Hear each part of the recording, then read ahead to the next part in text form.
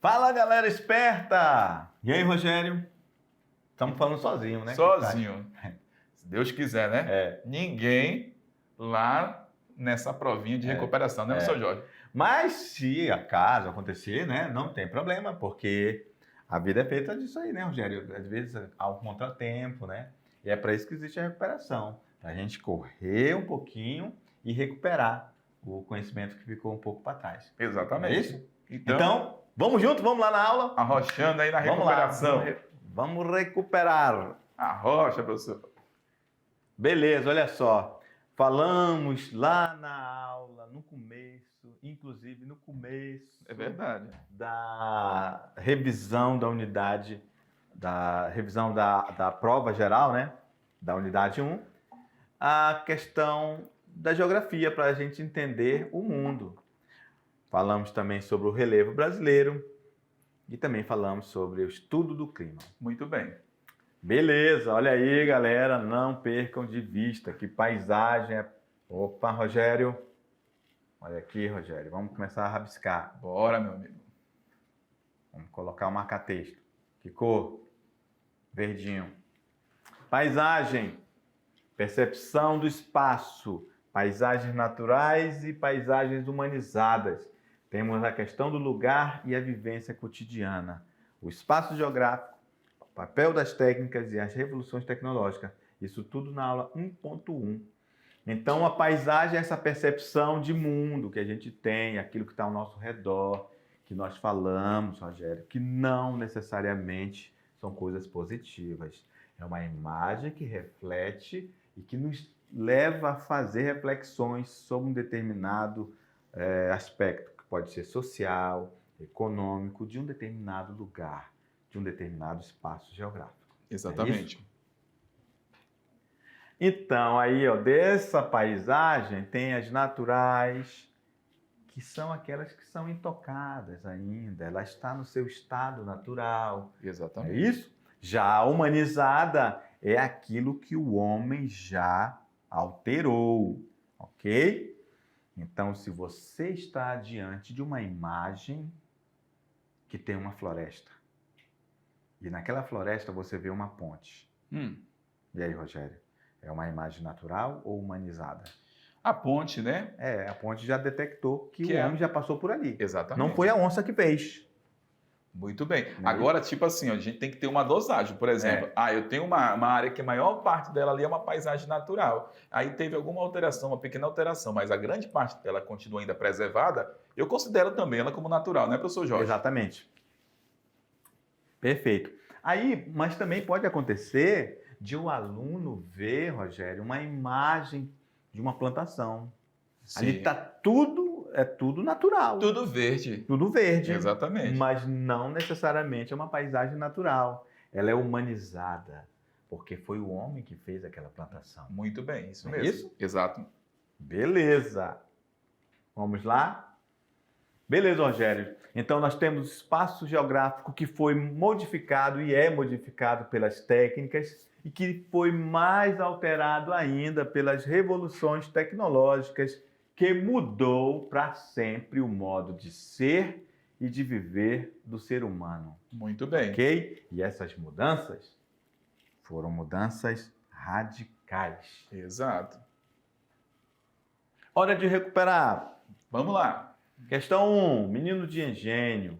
A minha mãe sempre me falava do engenho como de um recanto do céu. E uma negra que ela trouxera para criada. Contava histórias de lá, das moagens, dos banhos de rio, das frutas e dos brinquedos, que me acostumei a imaginar o engenho como qualquer coisa de um conto de fadas, de um reino fabuloso. Menino de Engenho é uma obra, literária. E vamos lá, olha só, o conceito geográfico que define a relação descrita no texto entre indivíduo e espaço é A. Rede, pois permite fluxo de informações. B. Escala, pois dimensiona a área de utilização. C. Lugar, pois oferece uma noção de afetividade. D, território, pois caracteriza um exercício de poder. Ou letra E, região, pois delimita conjuntos por homogeneidades. Rogério, mamão com açúcar, Exatamente. ele conseguiu perceber que aquele lugar foi falado com muito carinho e afetuoso, Rogério? Sim, Perfeito. Nosso aluno percebeu isso. exatamente. Beleza? Então, galera, a geografia às vezes está associada à língua portuguesa. A questão literária às vezes cai, inclusive, no Enem. Interpretação, né? Interpretação. Se souber interpretar, às vezes, um texto, língua portuguesa é muito importante para isso. E acaba acertando questões de qualquer disciplina. E a maior parte das questões do Enem, né, são interpretativas. Exatamente. Vamos lá. Na aula 7.1, falamos sobre o relevo brasileiro e solo. Falamos sobre características das estruturas do relevo do Brasil, falamos sobre geologia, mineração, altimetria do relevo do Brasil e também sobre classificação do relevo brasileiro e sobre técnicas para conservar o solo. Falamos sobre a estrutura da Terra, beleza? O professor Jorge até falou sobre essa aula, eu lembro que a estrutura da Terra ela é formada aí por núcleo, manto e crosta. Então, o núcleo tem o núcleo interno, núcleo externo, e o manto também ele é subdividido em manto interno e externo. A camada mais superficial da nossa Terra é chamada de crosta. É onde nós estamos pisando. Exatamente. Então, essa classificação que eu apresento para vocês é de acordo com a divisão baseada nas características químicas dos materiais da Terra. Falei também sobre a divisão da crosta terrestre, que é a nossa camada superficial. Maior parte dela é formada pela crosta oceânica. 60% é crosta oceânica e apenas 40% é a nossa superfície do planeta, que vai ser a nossa crosta continental. Não vou falar sobre o material de cada unidade, depois você dê uma leitura aí no slide da revisão da recuperação. Falamos sobre formação das estruturas geológicas. Quando falamos de estrutura geológica, temos formações de diferentes unidades geológicas em eras passadas. Por exemplo, o escudo cristalino, a formação dele aí data a 4,5 bilhões de anos. Já as bacias sedimentares foi aqui na era paleozoica, aproximadamente aí 570 milhões de anos. E a unidade geológica mais recente, que se formou a partir da era mesozoica, é os nossos dobramentos modernos. Esses dobramentos que são áreas onde a gente tem as cordilheiras, as grandes montanhas, e essas áreas de dobramento moderno na geologia são áreas instáveis. Rogério, por que o nome é dobramento moderno, hein? Porque nós temos aí choque de placas tectônicas. E no contato de uma placa A com uma placa B, essa placa soergueu, né? Soergueu, sofrendo ondulações. Então, aí ainda tem mais um motivo dela ser moderna, é porque não teve o tempo suficiente para ver o desgaste, né? Exatamente. Por causa dos agentes exógenos, né? E olhando a tabela geológica da Terra, ó, é a formação mais recente, né? Não houve tempo suficiente para ver esse desgaste, como nos escudos cristalinos, que já estão mais baixos que um dobramento moderno. Exatamente. Falamos aí sobre a questão da estrutura geológica do Brasil, que é formada aí por maior parte de bacias sedimentares, né, professor Jorge? Uhum. Então, no Brasil, eu até falei na aula para eles que as bacias sedimentares representam aqui no Brasil cerca de 64% da estrutura geológica do Brasil e os escudos cristalinos 36%. Lembro também que falamos aí durante a aula que nas bacias sedimentares do Brasil é onde a gente vai encontrar os chamados combustíveis fósseis, né, professor? O carvão, o petróleo, o gás natural. E é nessa unidade geológica chamada escudo cristalino que encontramos os minerais metálicos e não metálicos do nosso país.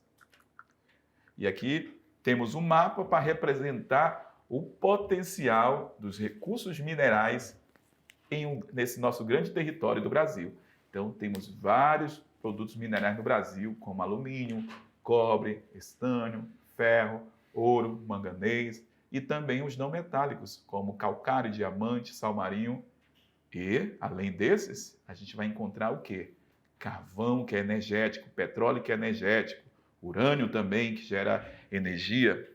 E nesse mapa, o verde representa o quê? Áreas de bacias sedimentares. E o ocre, o amarelo, os escudos cristalinos. Vamos lá. Falamos sobre a gênese do relevo do Brasil.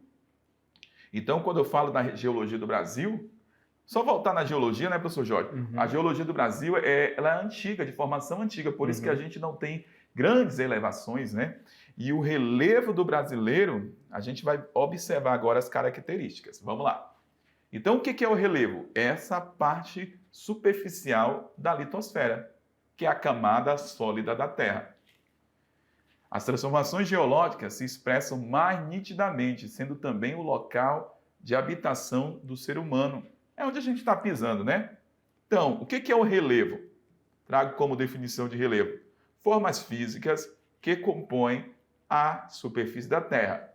Planaltos, planícies, depressões, montanhas.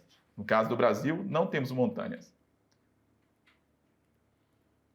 Altimetria do relevo do Brasil. Olha só, 41% do nosso relevo está localizado nessa faixa entre 200 metros e menos de 1% do território possui altitude acima de 1.200 metros. Onde que a gente vai encontrar as maiores elevações no Brasil? Preste atenção. No extremo norte, nas serras e planaltos das regiões sul e sudeste. Bora ver no mapa. Olha só, de uma forma geral, a altimetria do Brasil é caracterizada por baixas e médias altitudes.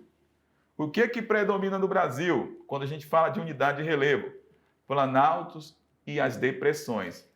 Então, apesar de a gente ter áreas baixas, o que vai predominar no Brasil são áreas de baixas e médias altitude, que são planaltos e depressões.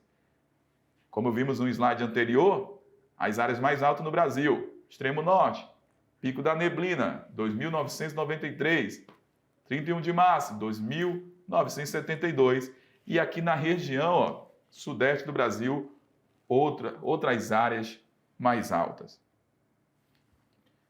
Falamos também sobre a questão das unidades de relevo do Brasil, que é a nossa classificação mais atual, realizada em 1990 pelo geógrafo Jurandir Ross, que classificou o Brasil em 3 unidades: planaltos, planícies e depressões.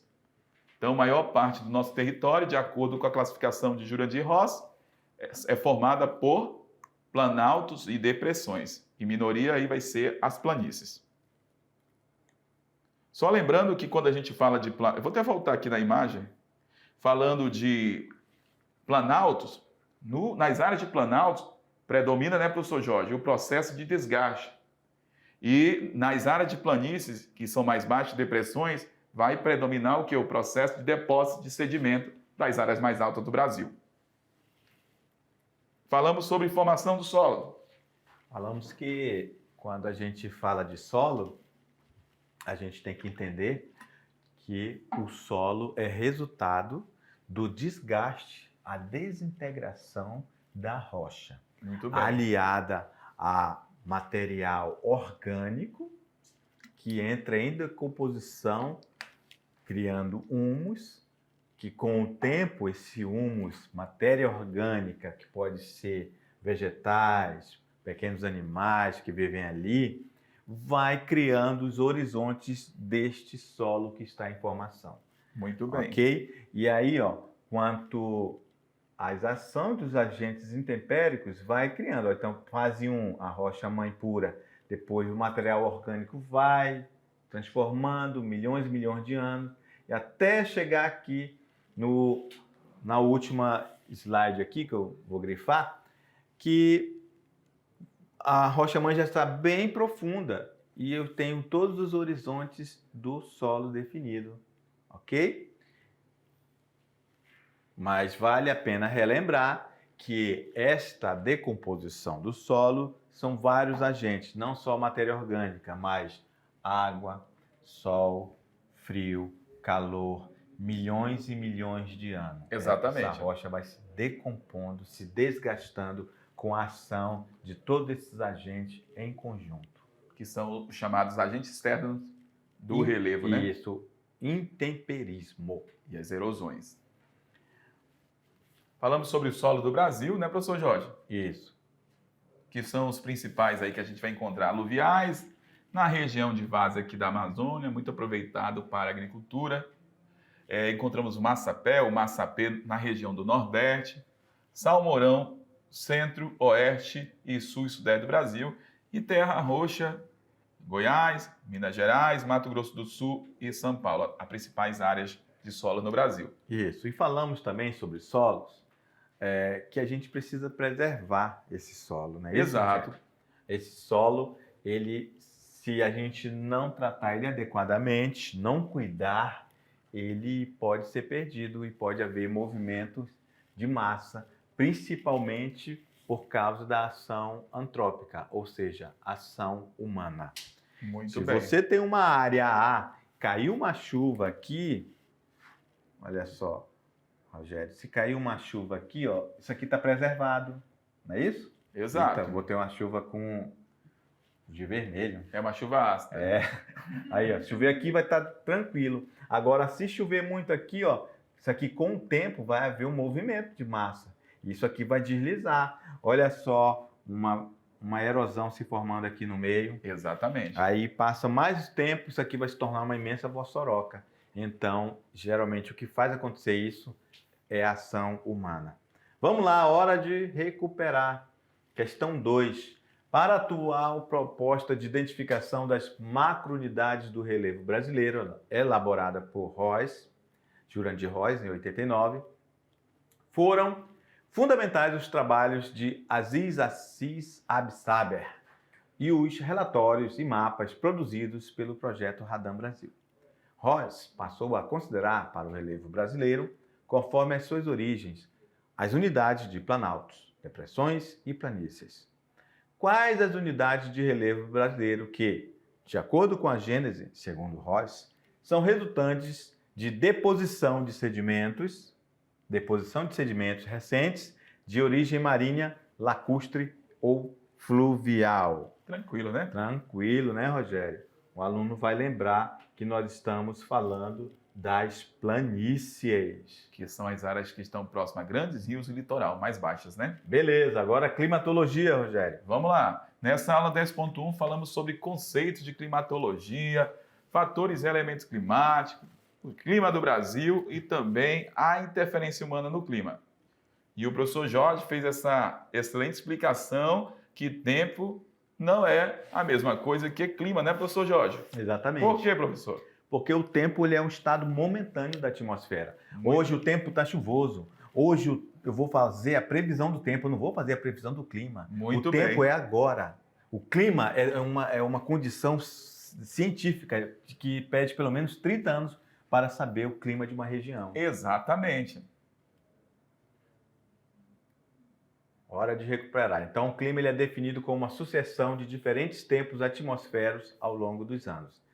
Como falei, são necessários pelo menos 30 anos para se determinar o clima de uma região. É isso, Rogério? Exatamente. E os fatores do clima, Rogério, são a latitude, altitude, massa de ar, continentalidade, maritimidade e as correntes marítimas. Exato. A latitude, a gente viu, né, que tem começa com a linha do Equador.